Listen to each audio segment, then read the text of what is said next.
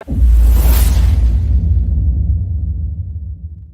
everybody, here we are with this amazing class of Unstoppable Academy, and as you already know, passive voice topic was going on, and in passive voice we have covered most of the things which were kind of basic ones, and today we are gonna be going through some important concepts. But again, जो concept मैंने पढ़ा था उसी concept को follow करके आगे आने वाले जितने भी रूल्स है बनने वाले हैं.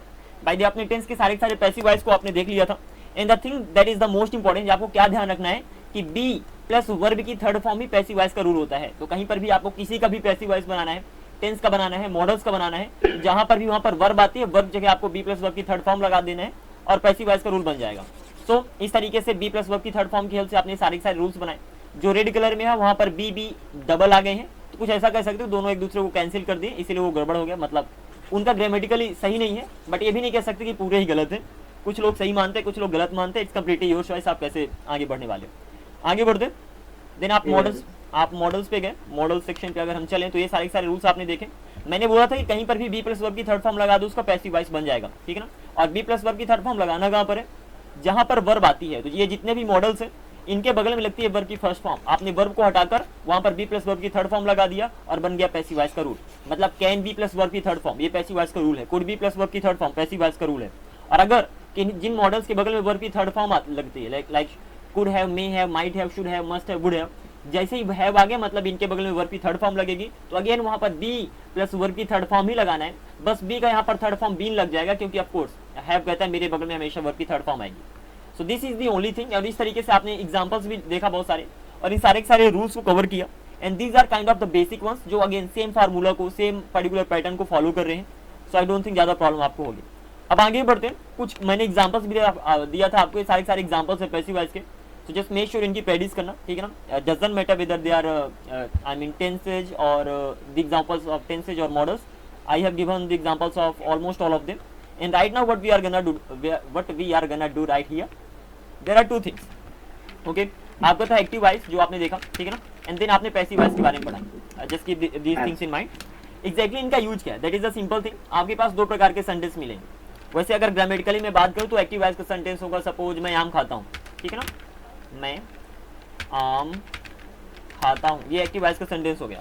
और पैसिव वॉइस का सेंटेंस में क्या होगा, जो ऑब्जेक्ट होता है वो पहले आ जाता है. मतलब आम मेरे द्वारा खाया जाता है, मेरे द्वारा खाया जाता है. तो यहाँ पर आपने क्या देखा, सबसे पहले कि जब मैं एक्टिव वॉइस की बात करता हूँ, तो वहाँ पर हम सबसे पहले ऑब्जेक्ट को लाकर रख देते हैं. सॉरी, एक्टिव वॉइस की बात करता हूँ, वहाँ पर सब्जेक्ट पहले आ जाता है, ठीक है ना. और जब मैं पैसिव वॉइस की बात करता हूँ वहां पर ऑब्जेक्ट पहले आ जाता है. ओके, मतलब क्या कि एक्टिव वॉइस में हमारा मेन फोकस होता है सब्जेक्ट के ऊपर. ऑब्जेक्ट हो ना हो उससे मुझे कोई फर्क नहीं पड़ता, सब्जेक्ट होना चाहिए. और पैसिव वॉइस में हमारा मेन फोकस होता है ऑब्जेक्ट के ऊपर, सब्जेक्ट हो ना हो उससे कोई फर्क नहीं पड़ता. पहली बात तो ये. एक्टिव वॉइस में अभी तक आप काम करते आए हो, विच मीन्स काम करते हो, या तो काम करते हो. और पैसिव वॉइस में काम किया जाता है, ठीक है ना. अब आपके द्वारा किया जाता है, किसी के द्वारा किया जाता है, दैट डजंट मैटर. तो एक्टिव वॉइस में आप काम करते हो, डायरेक्टली आप काम करते हो, और पैसिव वॉइस में काम किया जाता है, ठीक है ना. अल्टीमेटली किसके द्वारा किया जाता है, दैट डजंट मैटर. तो बस इतना ध्यान रखना. तो काम किया जाता है. तो अगर मैं बोलूँ एक्टिव का सेंटेंस है मैं खाना खाता हूँ, तो पैसिव का सेंटेंस हो जाएगा खाना खाया जाता है, ठीक है ना. ये तो मेरे द्वारा खाना खाया जाता है. नाम लगाना तो लगा दो, ना लगाना तो ना लगाओ. लेकिन अगर थोड़ा सा स्ट्रक्चर पे ध्यान दोगे ना, तो एक्टिव में काम करोगे, पैसिव में काम किया जाएगा. जैसे मैं एक बाइक खरीदूंगा और एक बाइक खरीदी जाएगी, या तो एक बाइक मेरे द्वारा खरीदी जाएगी, तो खरीदूंगा खरीदी जाएगी, करूंगा करा जाएगा. कुछ इस तरीके से एक्टिव में काम करते हो, पैसिव में काम किया जाता है. इसकी हेल्प से आप सेंटेंस इजीली बना सकते हो, मतलब हिंदी के सेंटेंस आसानी से बना सकते हो. लास्टली, अब इन दोनों का यूज कहाँ करना है, कहाँ पर मुझे एक्टिव वॉइस का यूज करना है, कहाँ पर हमें पैसिव वॉइस का यूज करना है. तो सिंपल सी बात है, just keep in mind, active में मेन सब्जेक्ट होता है. मतलब अगर सब्जेक्ट आ गया, अगर सेंटेंस में आपके सब्जेक्ट है, जो भी आप सेंटेंस बना रहे हो, अगर सब्जेक्ट प्रेजेंट है, अगर जस्ट के PRESENT प्रेजेंट है, तो अगर आपका सब्जेक्ट सेंटेंस में सब्जेक्ट प्रेजेंट है तो एक्टिव वॉइस में बना दो. और अगर सब्जेक्ट प्रेजेंट नहीं है, सिर्फ ऑब्जेक्ट प्रेजेंट है, तो उसे पैसिव वॉइस में बना दो. That is a simple thing, ठीक है ना.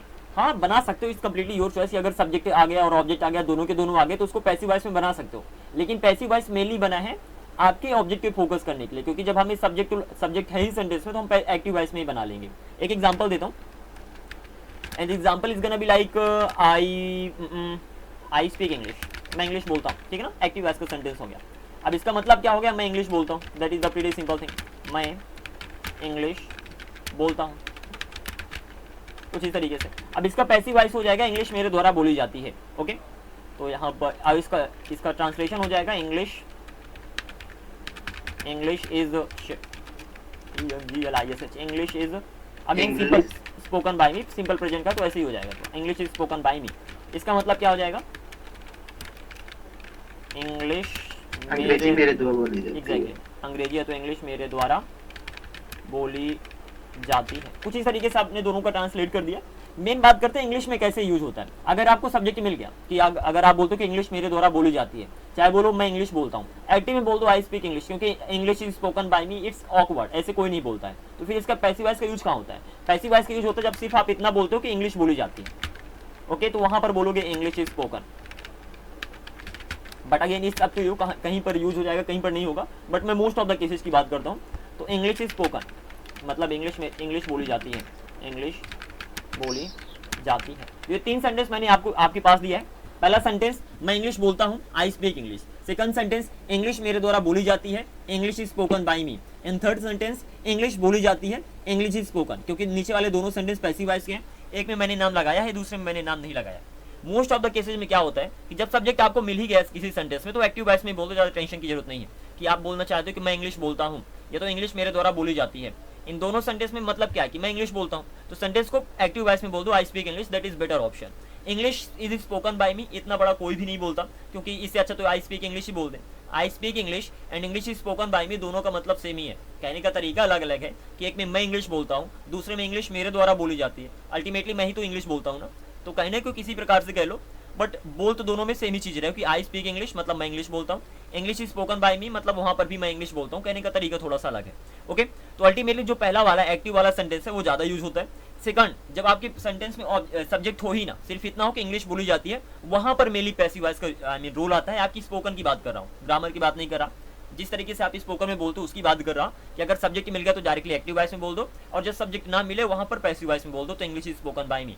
अब जहां तक ग्रामर की बात है तो ऑफकोर्स वहां पर फिर ये भी चल जाता है, ये बहुत कम ऐसे यूज होता है। But again I am not saying ये यूज नहीं होता है, यूज होता है, but most of the cases में अगर हमारे पास सब्जेक्ट होगा तो हम एक्टिव में बोल देंगे, और सब्जेक्ट नहीं है तो हम पैसिव में बोल देंगे, that is a simple thing, okay.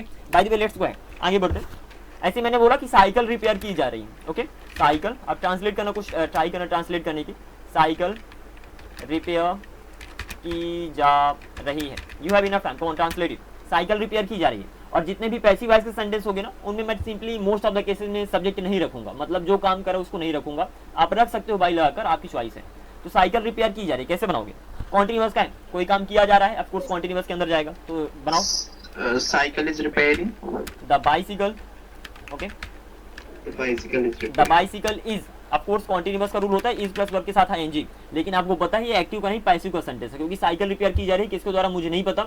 जब काम किया जाता है वो पैसिव वॉइस का होता है, जब आप काम करते हो, अगेन रिपीटिंग, जब काम करते हो एक्टिव वॉइस का, जब काम किया जाएगा, किया जा रहा है, किया जा चुका होगा, दैट डजंट मैटर, सारे के सारे जाएंगे पैसिव वॉइस में। और जब पैसिव वॉइस में जाएंगे तो जहां पर भी एक्टिव वॉइस के रूप में वर्ब आती है वहां पर बी प्लस वर्ब की थर्ड फॉर्म लगा देना, that is a simple thing. ये पैसिव वॉइस का रूल है, पैसिव वॉइस का रूल है बी प्लस वर्ब की थर्ड फॉर्म। अब यहाँ पर बी में आईएनजी लगे क्योंकि इसके पहले इज लगा हुआ है, तो अल्टीमेटली सेंटेंस हो जाएगा बाइसिकल इज बीइंग रिपेयर्ड। अब बाई तो हटा ही दो, तो bicycle is being repaired, cycle repair की जा रही है, बाइसिकल इज बीइंग रिपेयर्ड। यहीं पर अगर मैं बोल दूं साइकिल रिपेयर की जा चुकी है, कैसे बोलोगे, साइकिल। अब अगेन अगर आपने पिछले लेसन्स नहीं देखे, कल देख लेना, कल का आई थिंक लेसन है जिसमें मैंने रूल्स बताया था, that's gonna be again easy PG, बहुत ही ज्यादा आसान है रूल को याद करना, so not a big deal. और याद भी नहीं करना, मैंने तरीका बताया कि किस तरीके से रूल खुद से बना सकते हो, जो तरीका यहाँ पर बता रहा हूँ ना कि बी प्लस वर्ब की थर्ड फॉर्म लगा देना है, वही आपको फॉलो करते रहना है। तो मैंने बोला साइकिल रिपेयर की जा चुकी है, जा चुकी है, ये सेंटेंस हो गया। अगेन प्रेजेंट परफेक्ट का है, तो आप क्या बोलोगे, द बाइसिकल। प्रेजेंट परफेक्ट का रूल क्या है, प्रेजेंट परफेक्ट का रूल है हैव हैज, मतलब या तो हैव लगाओ जैसे से, या तो हैज लगाओ प्लस वर्ब की थर्ड फॉर्म लगा दो, the bicycle has been repaired, exactly. तो यहाँ पर हो जाएगा द बाइसिकल हैज, अब बी प्लस वर्ब की थर्ड फॉर्म लगेगी, लेकिन यहाँ पर बीन लगाना पड़ेगा क्योंकि हैज कहता है, मेरे बगल में वर्ब की थर्ड फॉर्म ही लगाना, तो the bicycle has been repaired and that is a simple thing. यहीं पर मैं बोल दूं बाइसिकल उनके द्वारा रिपेयर की जा चुकी है, तो वहां पर आप बोल दोगे bicycle has been repaired simple by them. तो अगर आपको नाम लगाना भी है तो आप नाम लगा सकते हो, आई एम नॉट सेइंग नाम नहीं लगा सकते, grammatically that is absolutely right, the thing is that spoken में ज़्यादा यूज नहीं होता है, तो बाइसिकल यहाँ पर लगा दूँ और उनके द्वारा रिपेयर की जा चुकी है, the bicycle has been repaired by them, कुछ इस तरीके से। By them. ओके अब स्पोकन में अगर ऐसे नहीं बोला जाता तो कैसे बोला जाता है? अगर उन्होंने बाइसिकल रिपेयर किया तो हम सिंपल इतना बोल सकते हैं दे हैव रिपेयर्ड द बाइसिकल, ये सुनो, दे have repaired come on the bicycle, मतलब तो सेम है ना दोनों Have repaired the bicycle. Okay Yeah. They have repaired the bicycle. So most of the cases में हम यही बोलना प्रीफर करते हैं कि they have repaired the bicycle rather than saying कि the bicycle has been repaired by them. But again इसका मतलब नहीं कि कभी भी नहीं यूज होता है, but most of the cases में हम एक्टिव वॉइस के साथ ही चले जाते हैं। आगे बढ़ते हैं, next question and that's gonna be like घर बनाया जा रहा था, the house come on the house was being बोलोगे आप सबसे पहले, ठीक है ना, the house was being constructed, ठीक है ना, कंस्ट्रक्ट मतलब होता है बनाना, तो the house was being constructed by the किसी के भी द्वारा बनाया जा रहा है, वहाँ पर लगा सकते हो मेली सेंटेंस By होगा Mason. तो the house was being constructed मेली सेंटेंस ही हो गया। Next sentence and that's gonna be like Ram को हमें पढ़ाया जाएगा, हमें इंग्लिश पढ़ाई जाएगी, हमें इंग्लिश पढ़ाई कम ऑन मेक इट पढ़ाई जाएगी, हमें इंग्लिश पढ़ाई जाएगी, फ्यूचर कॉन्टिन्यूअस का भैया, हमें इंग्लिश पढ़ाई जाएगी, क्या बोलोगे? क्या बोलोगे? English will be being ये तो पहले वी से स्टार्ट टू अस आप बोल दोगे, ये सबसे पहले हम वी से स्टार्ट करते हैं क्योंकि हमें भी तो यहाँ पर ऑब्जेक्ट है ना। दो देखो किसी सेंटेंस में मैक्स टू मैक्स दो ऑब्जेक्ट हो सकते हैं, एक डायरेक्ट ऑब्जेक्ट होता है, एक इनडायरेक्ट होता है, दोनों को छोड़ दो क्या होते हैं, ठीक ना। मेनली फोकस करो कि सेंटेंस में दो ऑब्जेक्ट हो सकते हैं, इसमें दो ऑब्जेक्ट है, पहला है हमें, दूसरा है इंग्लिश। अगर हमें सामने आ गया तो हमें से सेंटेंस बना दो, तो आप सिंपल बोल सकते हो वी विल, अब यहाँ पर वर्ब की फर्स्ट फॉर्म आती है future I mean simple future में, और मैंने क्या बोला पैसिव वॉइस बना रहा है, उसी बी प्लस वर्ब की थर्ड फॉर्म लगा दोगे तो we will be taught English. और अगर आप चाहो तो इंग्लिश को भी पहले ला सकते हो, आप ये भी बोल सकते हो English will be taught to us, यहाँ पर फिर टू आपको अलग से लगाना पड़ेगा, ठीक है ना। टू अस मतलब हमें पढ़ाई जाएगी, तो जो नॉलेज है हमारे पास आएगी और इसलिए वहाँ पर हम टू लगा रहे हैं। ओके तो this is how you have to go head, तो we will be taught English या तो English will be taught to us. ऐसे ही नेक्स्ट क्वेश्चन, तुम्हें एक बाइसिकल दी जानी चाहिए, तुम्हें या तो तुम्हें एक बैग दिया जाना चाहिए, एक बैग दिया जाना चाहिए, कम ऑन, तुम्हें एक बैग दिया जाना चाहिए, कैन यू ट्रांसलेट इट? तुम्हें एक बैग दिया जाना चाहिए, अगेन इसमें दो ऑब्जेक्ट है, अगर आप ध्यान दोगे तो पहला तुम्हें, ये खुद ऑब्जेक्ट है, किसे दिया जाना चाहिए? तुम्हें दिया जाना चाहिए, क्या दिया जाना चाहिए? एक बैग दिया जाना चाहिए। तो जब भी अगर ऑब्जेक्ट को आपको पता करना तो दो वर्ड्स हैं, व्हाट एंड हुम, अगर आपको ऑब्जेक्ट को पता करना है एंड जस्ट से अगर आपको ऑब्जेक्ट को पता करना है किसी सेंटेंस में तो व्हाट से क्वेश्चन पूछ लो या तो हुम से क्वेश्चन पूछ लो। सो व्हाट मतलब हो गया क्या, हुम मतलब किसको, उनसे क्वेश्चन पूछ लो, आपका आंसर अगर आ गया तो ऑब्जेक्ट है। जैसे मैंने बोला किसे पहले वर्ड से क्वेश्चन पूछते हैं, तो तुम्हें एक बैग दिया जाना चाहिए, तो वर्ड से क्वेश्चन पूछे तो मैंने बोला तुम्हें क्या दिया जाना चाहिए, तो मतलब एक बैग आंसर आ गया, ये तो क्या दिया जाना चाहिए, तो यहाँ पर एक बैग मतलब यहाँ पर ये ऑब्जेक्ट है। हुम से क्वेश्चन करते हैं किसे दिया जाना चाहिए, तुम्हें दिया जाना चाहिए, मतलब दोनों का आंसर आ गया, तो तुम्हें और एक बैग यहाँ पर ऑब्जेक्ट है। अगर कभी भी कंफ्यूजन आ जाए, बाकी प्रैक्टिस इतना कर लेना कि डायरेक्टली आपको समझ में आ जाए, you don't need to use all this things. आगे बढ़ते हैं, अब यहाँ पर इसका ट्रांसलेशन की बात करें, तुम्हें एक बैग दिया जाना चाहिए, चाहिए आ गया तो शुड लगेगा, ठीक है ना। और अगेन ये मॉडल से शुड के बगल में हमेशा आपकी वर्ब की फर्स्ट फॉर्म आती है, ठीक है ना। अब रूल की बात करिए तो एक्टिव वॉइस का रूल हो गया कि शुड प्लस वर्ब की फर्स्ट फॉर्म, एक्टिव वॉइस का रूल हो गया। पैसिव वॉइस का रूल क्या हो जाएगा, क्योंकि तुम्हें एक बैग दिया जाना चाहिए, किसी के द्वारा कोई काम किया जाएगा, देने का काम किया जाएगा, मतलब पैसिव वॉइस का है। अब पैसिव वॉइस का रूल बनाने के लिए जहां पर भी वर्ब आ जाए वहां पर बी प्लस वर्ब की थर्ड फॉर्म लगा दो, that is a simple thing, passive voice का रूल बन गया। अब जो पैसिव वॉइस का रूल बन गया शुड बी प्लस वर्ब की थर्ड फॉर्म, तो बना दो, तो you should be given a bag, ठीक है ना। अब यहाँ बैग को भी सामने ला सकते हो, तो आप ये भी बोल सकते हो a bag should be given to you, यहाँ पर अलग से लगाना पड़ेगा क्योंकि तुम्हें बैग दिया जाएगा तो बैग तुम्हारे पास आएगा, और जब कभी भी किसी चीज के पास जाते हो वहां पर आप टू का यूज करते हो। Is that clear? जैसे I am going to school बोलते हो, I am going to school, यहाँ पर टू का यूज क्यों हुआ? यहाँ पर टू का यूज इसलिए हो क्योंकि आप स्कूल के पास जा रहे हो, and that is a simple thing. ऐसे ही या तो मैं बोल सकता हूँ I am coming to you, मैं तुम्हारे पास आ रहा हूँ, जब भी किसी के पास जाओगे वहां पर हमेशा टू का यूज होगा, और इसीलिए जब सेकंड वाले सेंटेंस में जो आपका जिसे देते हो दूर चला जाता है तो वहां पर आप टू अलग से लगा देते हो, मतलब बुक दोगे तो उसके पास जाएगी, फॉर दैट सेंस ओनली। आगे बढ़ते कुछ और एग्जांपल्स लेते हैं, next to make two more examples and that's gonna be like what could be मुझे कॉल किया गया था, क्या बोलोगे? मुझे कॉल किया गया था, मुझे कॉल किया गया था। Hey make sure the noise is not coming from your side. Okay, मुझे कॉल किया गया था, क्या बोलोगे? यहाँ पर मुझे कॉल किया गया था किसी के द्वारा, मतलब मैं ऑब्जेक्ट हो गया, शुरू में आएगा तो आई। अब अगेन मुझे कॉल किया गया था, simple past. Call was paying, मुझे कॉल किया गया था, ध्यान देना, मुझे कॉल किया गया था सिंपल पास्ट का है, ठीक है ना। तो आई वाज सिंपल पास्ट का रूल होगा, वाज प्लस वर्ब की थर्ड फॉर्म। अब यहाँ पर वाज बी है, वाज बी का ही रूप है, तो आई वाज कॉल्ड सिंपल, मुझे कॉल किया गया था, ठीक है। अब इसको ये भी बोल सकते हो, आई हैड बीन कॉल्ड, मुझे कॉल किया गया था। अगर इसको ये भी बोल सकते हो, आई हैड बीन कॉल्ड। अब दोनों में थोड़ा सा अंतर है, माइनर सा अंतर। क्या है कि अगर आपको पास्ट में कॉल किया गया तो आप बोलोगे आई वाज कॉल्ड, पास्ट में किसी भी समय पे, सपोज मुझे कल कॉल किया गया तो मैं बोलूंगा आई वाज कॉल्ड। और जब आप पास्ट की बात करते हो कि भैया इस पर्टिकुलर समय के पहले कॉल किया गया था, तो वहां पर हैड बीन के यूज करोगे। मतलब अगर आप पास्ट की बात करते हो वहां पर सिंपल पास्ट के यूज होगा, पास्ट की बात करते हो तो वहां पर सिंपल पास्ट के यूज होगा, सिंपल पास्ट। और जब आप पास्ट के भी पास्ट की बात करोगे, एग्जांपल अभी दूंगा, पास्ट के भी पास्ट के पास्ट की बात करोगे, वहां पर पास्ट परफेक्ट का यूज होगा। तो नीचे वाले में पास्ट परफेक्ट का ही रूल लगा है, पास्ट परफेक्ट। दोनों में अगर अंतर क्लियर है तो इसमें भी अंतर क्लियर हो जाएगा। तो एग्जांपल अगर मैं दूं तो मैंने बोला कि भैया मैं कल स्कूल गया था, तो वहाँ सॉरी कल मुझे कॉल किया गया था, तो I was called yesterday, something like this. और मैं बोलूँ कल तुम्हारे आने के पहले मुझे कॉल किया गया था, तुम्हारे आने के पहले, तो पास्ट में तुम आए उसके पहले मुझे कॉल किया गया था, मतलब पास्ट में तुम आए, पास्ट के पास्ट में जब तुम आए उसके पहले, तो वहां पर बोलोगे I had been called before you came. कुछ इस तरीके से, आई होप समझ में आ गया। ये bye the way simple past and present perfect में अंतर क्या है, सॉरी पास्ट परफेक्ट में अंतर क्या है, ये सब हम पहले ही कवर कर चुके हैं in detail while going through tenses, so I think it should be easy. चलो जी, इसको अच्छे से थोड़ा देख ही लो एंड इसके बाद मैं नया रूल स्टार्ट करता हूँ। जैसे मैंने बोला 2 सेंटेंस देता हूँ। अगर मैं बोलूँ मुझे कल कॉल किया गया था, तो आप मैं बोलूँगा I was called yesterday.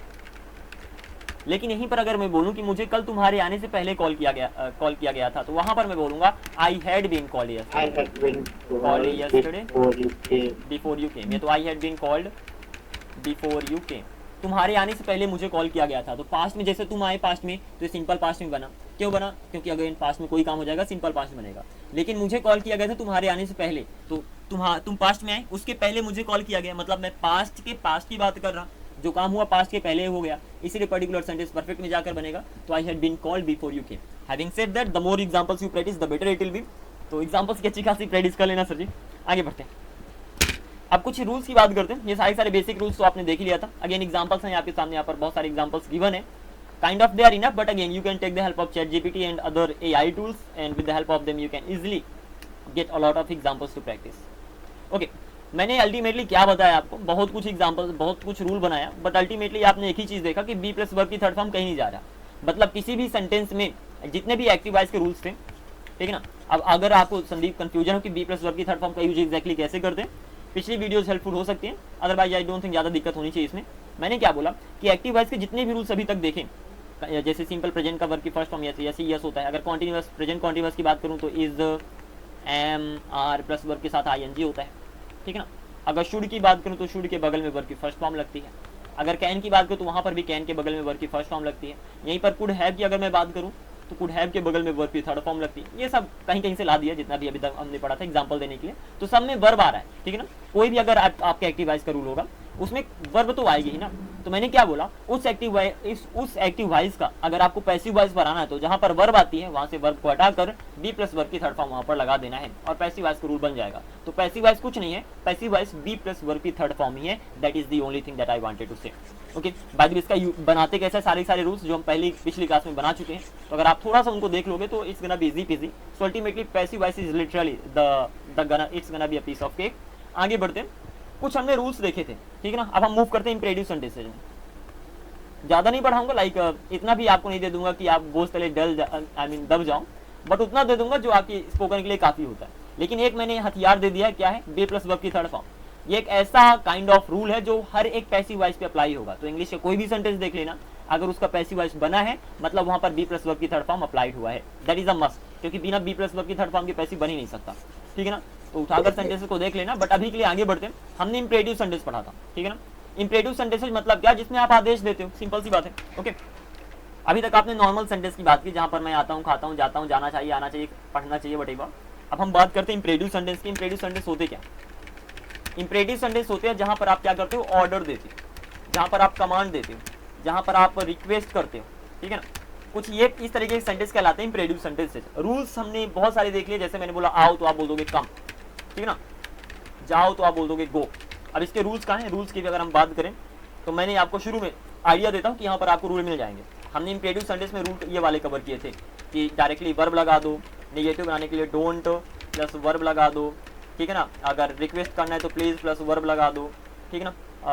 Neighbour plus verb लगा दो। ये सारे इस तरीके से रूल मैंने पीछे कवर कर दिए। ऑलवेज प्लस वर्ब लगा दो। ये सारे क्या है? ये इंपरेटिव सेंटेंसेस है, ठीक है ना। ऐसे ही कीप हो गया, कीप प्लस वर्ब के साथ आईएनजी होता है। ऐसे ही स्टार्ट हो गया, स्टॉप हो गया, गिव अप हो गया, बहुत सारे हैं। ये बस मैं रिवीजन के लिए बता रहा हूँ, सो दैट आपको पता चल जाए कि अच्छा ये टॉपिक की बात हो रही है जो हम पहले ही कवर कर चुके हैं, ठीक है ना। फिर भी कंफ्यूजन है तो just give me a second and alright.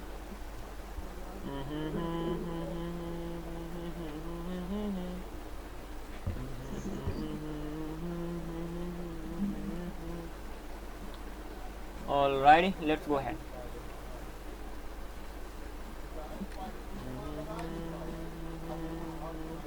ये आपका मॉडल्स है पैसिव वॉइस, सॉरी कहाँ गया imperative sentence, where is that, here we are. ये सारी इंपरेटिव सेंटेंसेस सर जी, जिनके अंदर हमने ऑलमोस्ट सब कुछ कवर कर लिया था, ठीक है ना। तो सारे इंपरेटिव सेंटेंसेस करते क्या हो एग्जैक्टली यहाँ पर सिंपली आप रिक्वेस्ट करते हो तो आओ, आप बोल दोगे कम मत आओ, डोंट कम, कृपया आओ, प्लीज कम, हमेशा आओ, ऑलवेज कम, कभी मत आओ, नेवर कम। आस्क मतलब होता है कहना, आने के लिए कहो आस्क टू कम, आने का आदेश दो ऑर्डर टू कम, आने से मना करो फॉरबिड टू कम, आने का प्रयास करो ट्राई टू कम, आने के लिए जाओ गो टू कम, बड़े बाप। ऐसे में बोलूँ आते रहो कीप कमिंग, आना शुरू करो स्टार्ट कमिंग, आना बंद करो स्टॉप कमिंग, आने का मजा लो एंजॉय कमिंग, आना छोड़ दो गिव अप कमिंग, आना पसंद करो, ज्यादा पसंद करो, नफरत करो, उसे अधिक पसंद करो। इस सब में आप ये सब लगा दोगे। ऐसे आगे बढ़ते मैंने बोला मुझे आने दो, तो वहां पर आप लेट का यूज कर दोगे, तो लेट जहां पर भी कोई काम करने देते हो वहां पर अलाउ का भी यूज कर सकते हो, तो अलाउ मी टू कम या तो लेट मी कम। मुझे आने में मदद करो तो हेल्प मी टू कम लगा सकते हो, चलो आए लेट्स कम। मैं बोलूँ कि जहाँ पर किसी से कोई काम करवाते हो, जैसे मैंने बोला राम से दौड़वाओ तो मेक राम रन, राम को दौड़ने के लिए मनाओ तो get Ram to run, have Ram run. अब यहाँ पर वर्ब की थर्ड फॉर्म का भी यूज कर सकते हो। अब ज्यादा इनके डिटेल में नहीं जाऊंगा क्योंकि don't know how many times I have covered all this topics. इन दोनों में क्या अंतर है पता होना चाहिए कि अगर नाम आ गया जिससे काम करवाते हो, क्योंकि दोनों rule number 4 and rule number 5 की जगह करवाने के लिए अगर जिससे काम करवाते हो उसका नाम है तो पहले रूल नंबर 4 में बना दो, और उसका नाम नहीं सिर्फ ऑब्जेक्ट है तो रूल नंबर 5 में बना दो। ऊपर से बता दिया, बाकी आई होप थोड़ा माइंड में चला गया होगा। Okay, we don't really have a lot of time, so you had better just watch the previous videos and revise all this topics. अभी यहाँ पर हम करने क्या वाले हैं कि हम बात करने वाले हैं इंपरेटिव सेंटेंसेस की। इंपरेटिव सेंटेंस का पैसिव वॉइस कैसे बनने वाला है। एक्टिव वॉइस के सेंटेंस तो आपसे बनते ही। अगेन इंपरेटिव सेंटेंस है तो वर्ब तो आएगी ना, वर्ब आएगी तो जहां पर भी वर्ब आती है, वर्ब कोई भी आ सकती है, तो यहाँ पर वर्ब आएगी, जहां पर भी वर्ब आती है वहां पर बी प्लस वर्ब की थर्ड फॉर्म लगा दो, पैसिव वॉइस बन जाएगा, काम खत्म। इतना आसान है। Okay, what I am saying, be plus verb की थर्ड फॉर्म लगा दो इंपरेटिव सेंटेंस से किसी भी रूल में और उसका आपका पैसिव वॉइस बन जाएगा। एग्जांपल लेते हैं, ठीक है ना। जैसे मैंने बोला अगेन थोड़ा सा आपको यहाँ पर नॉलेज ध्यान देना पड़ेगा।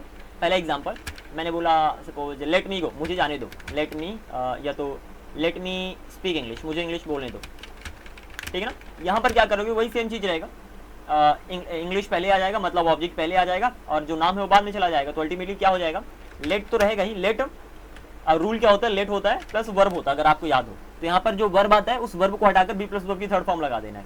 तो अगर आप थोड़ा सा ध्यान दोगे एग्जैक्टली यहाँ पर करने क्या वाले हैं, तो हमने लेट तो लगाया, ठीक है ना, लेट के बाद इंग्लिश पहले आ जाएगा तो हमने इंग्लिश लगा दिया, लेट इंग्लिश। अब यहाँ पर वर्ब वाला सेक्शन आ गया तो वर्ब वाले सेक्शन में बी प्लस वर्ब की थर्ड फॉर्म लगा दो, तो let English be spoken by me. अरे बहुत ही आसान है, थोड़ा सा अगर आप ध्यान दे पाए हो तो इसको दोबारा कवर करते हैं। मैंने क्या बोला कि आपका जो बेसिक सा रूल है, लेट आता है, फिर नाम आता है, फिर वर्ब आता है, फिर इसके बगल में ऑब्जेक्ट आता है। ये किसका रूल है, ये हो गया रूल एक्टिव वॉइस का। पैसिव वॉइस का रूल कैसे बनेगा, वो सेम फार्मूला आपको फॉलो करना है कि मैंने बोला कहीं पर भी वर्ब आ जाए वहां पर क्या लगा देना है, बी प्लस वर्ब की थर्ड फॉर्म लगा देना है। यहाँ पर तो बाय द वे नेम आता है और वर्ब के बगल में ऑब्जेक्ट आता है, ठीक है ना। कुछ इस तरीके का एक्टिव वॉइस का रूल हो गया। अब आपको रूल बनाना है पैसिव वॉइस का, तो खेल लो, मतलब इसी के साथ खेल लो, क्या करना है। मैंने बोला जहां पर भी वर्ब आ जाए वहां पर बी प्लस वर्ब की थर्ड फॉर्म लगा दो, बाकी आपका सब चलेगा। तो यहाँ पर आपने लेट का लेट ही रख दिया, मतलब यहाँ पर लेट ही आ जाएगा। हाँ, अंतर सिर्फ इतना होता है कि पैसिव वॉइस में ऑब्जेक्ट पहले आ जाता है, तो अब यहाँ पर ऑब्जेक्ट आ जाएगा, यहाँ पर नेम चला जाएगा, एंड बी प्लस वर्ब की थर्ड फॉर्म तो लगा ही दिया, बाई लगाकर नेम लगा दो, ये बन गया पैसिव वॉइस का रूल। अब इसमें क्या दिक्कत है, ठीक है ना। तो अल्टीमेटली क्या किया कि ऑब्जेक्ट को पहले ला दिया, नेम को बाद में कर दिया, और जहां पर भी वर्ब आ जाए वहां पर बी प्लस वर्ब की थर्ड फॉर्म लगा दो। This is the only thing, हमेशा ध्यान रखना, पैसिव वॉइस मतलब बी प्लस वर्ब की थर्ड फॉर्म। तो कहीं पर भी वर्ब आ जाए वहां पर बी प्लस वर्ब की थर्ड फॉर्म लगा दो, पैसिव वॉइस बन गया। इजी,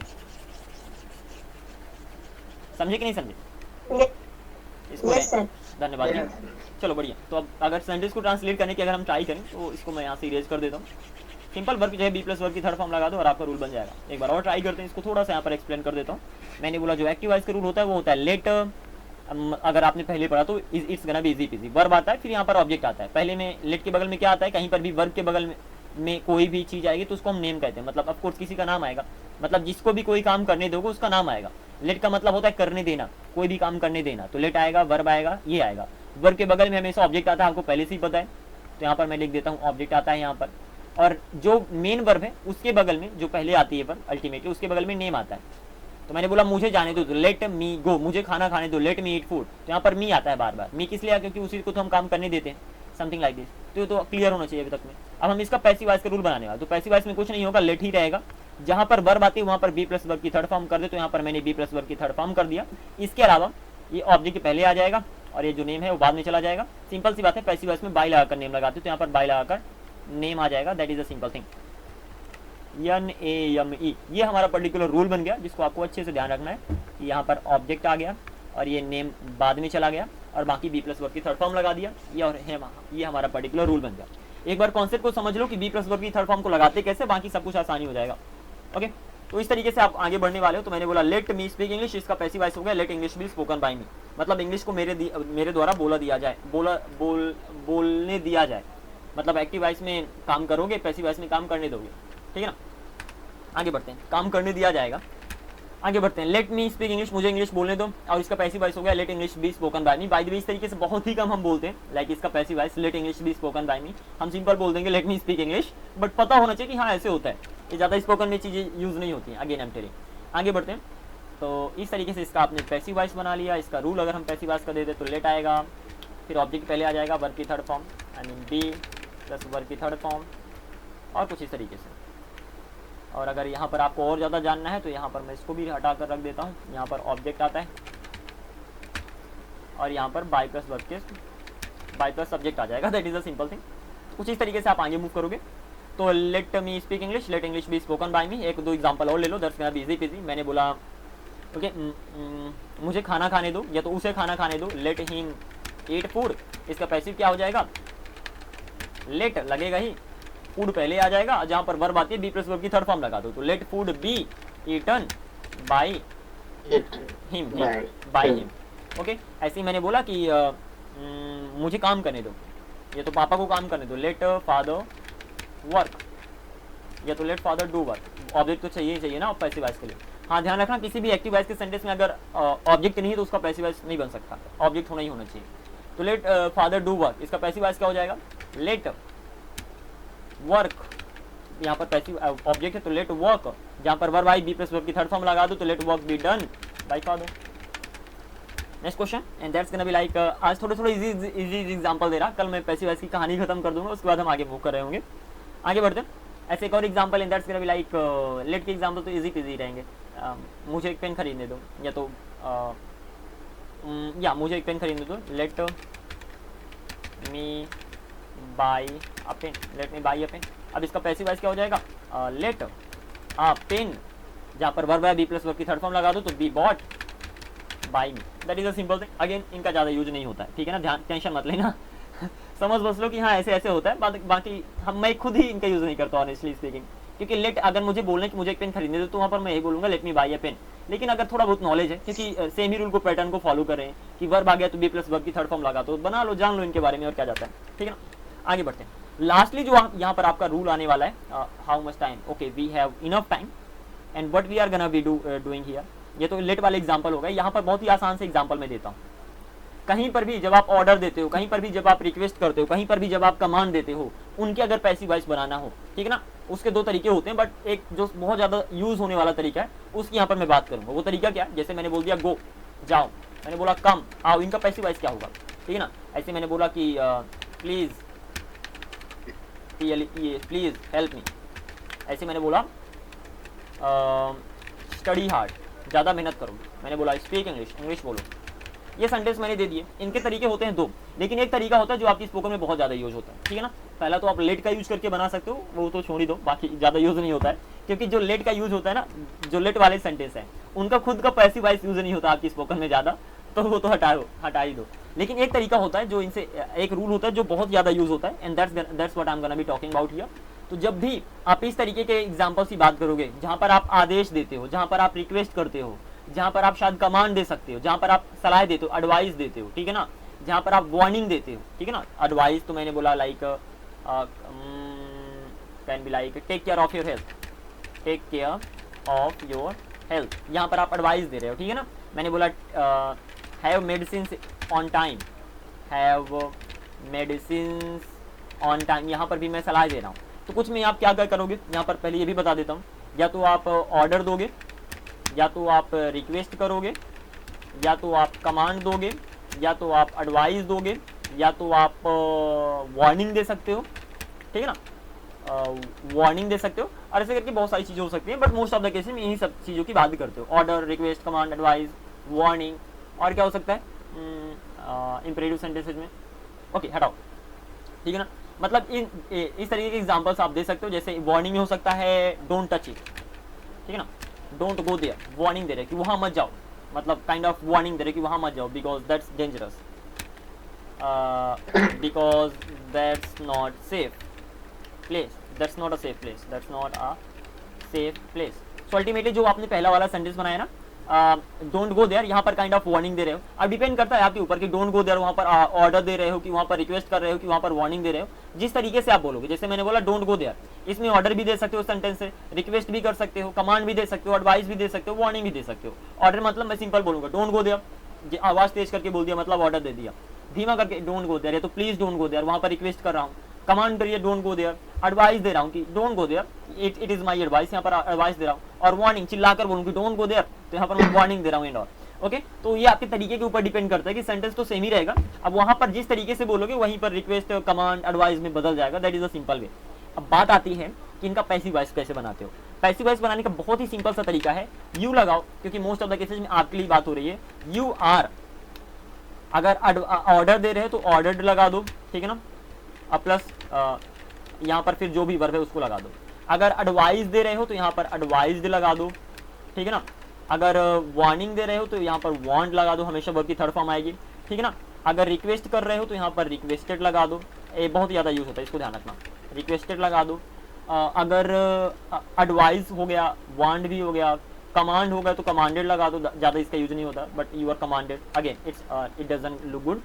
तो ऑर्डर, एडवाइस, वांट, रिक्वेस्टेड, कुछ ये हो गए जो बहुत ज़्यादा यूज़ होते हैं, ठीक है ना।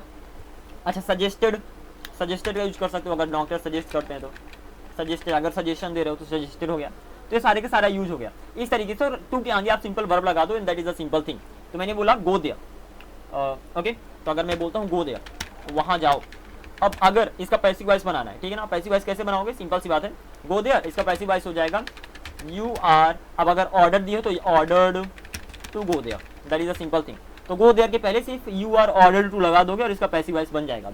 यहाँ पर भी बी प्लस वर्ब की थर्ड फॉर्म का यूज हो रहा है, कहाँ पर, is am are plus verb की थर्ड फॉर्म यहाँ पर लगा हुआ है, मतलब ये हो गया बी और ये हो गया वर्ब की थर्ड फॉर्म, मतलब बी प्लस वर्ब की थर्ड फॉर्म ही लग रही है यहाँ पर भी, बट थोड़ा सा तरीका अलग है। एंड पैसिव वॉइस बनाना बहुत ही आसान है। जो भी मैंने गो देयर बोला उसके पहले यू आर ऑर्डर टू लगा दो, यू आर एडवाइस टू, इनमें से किसी को भी लगा दो उसके पहले, उसको पैसिव वॉइस बन जाएगा, that is a simple thing. तो अगर आप ऑर्डर दिए तो you are order to go there, अगर आपने रिक्वेस्ट किया तो you are requested to go there, requested to go there, ठीक है ना। अगर आपने वार्निंग दी तो you are want to go there, मतलब आपको वार्निंग दे रही है वहाँ जाने की, कुछ इस तरीके से। कम ऑन, वार्निंग वाला ज़्यादा अच्छा नहीं लगता, बट हटाओ। ऐसे अगर आपने एडवाइस दिया तो you are advised to go there, तुम्हें वहाँ जाने की एडवाइस दी जा रही है। तो कुछ इस तरीके के आपके सारे सारे सेंटेंस बन जाएंगे। I hope it is getting clearer to you. एक दो एग्जाम्पल और ले लेते हैं। सपोज मैंने बोला ओपन, दरवाजा खोलो, तो आप सिंपल बोल दोगे open the door, open the door. अब इसका पैसिव वॉइस कैसे बने, कोई नहीं, इसके आगे सिंपल इसको लगा दो, इम्पेरेटिव सेंटेंस है ना, कुछ नहीं करना, यू आर, अब ऑर्डर दिए तो ऑर्डर लगा दो, ठीक है ना, order to open the door, मतलब आपको मैंने बोला दरवाजा खोलो और दूसरा पैसिव वॉइस हो जाएगा, आपको दरवाजा खोलने का आदेश दिया जाता है, ठीक है ना, या तो यू आर वांड, या तो you are advised to open the door, आप इसे लगा दो, you are suggested to open the door, इसको लगा दो, you are requested to open the door, इसको लगा दो, और बस इतना ही है मेनली। तो इस तरीके से कोई भी सेंटेंस अगर इम्पेरेटिव सेंटेंस वाला आ जाए तो वहाँ पर आप यू आर और प्लस अगर एडवाइस दे रहे हो, ऑर्डर दे रहे हो, उसके हिसाब से वर्ब लगा दो, वर्ब की थर्ड फॉर्म ही लगेगा, और प्लस उसे पूरा सेंटेंस को रिपीट कर दो, उसका पैसिव वॉइस बन जाएगा। पता कैसे करेंगे, कोई भी सेंटेंस इम्पेरेटिव सेंटेंस है, कोई टेंशन नहीं, सिंपल ही है, बहुत ही ज़्यादा आसान है। क्या करोगे, या तो आप ऑर्डर दोगे, इनमें से कोई ना कोई कंडीशन हो सकती है, ठीक है ना, that is a simple thing, या तो आप ऑर्डर दे रहे होगे, रिक्वेस्ट करोगे, कमांड दोगे, एडवाइस दोगे, वार्निंग दोगे, वो सारे के सारे सेंटेंस आपकी कम ऑन इम्पेरेटिव सेंटेंस होगे, और मोस्ट ऑफ द केसेस उसमें सब्जेक्ट नहीं होगा। जैसे मैंने बोला आओ, तो यहाँ पर मैं सब्जेक्ट नहीं लगा रहा, सब्जेक्ट है, तुम सब्जेक्ट हो, बट यहाँ पर नहीं लगा रहा। So this was it, bye the way the class is gonna be automatically disconnected because the time got over. Okay, so that was it in today's class. Take care guys. I couldn't even say goodbye properly, but that's all right.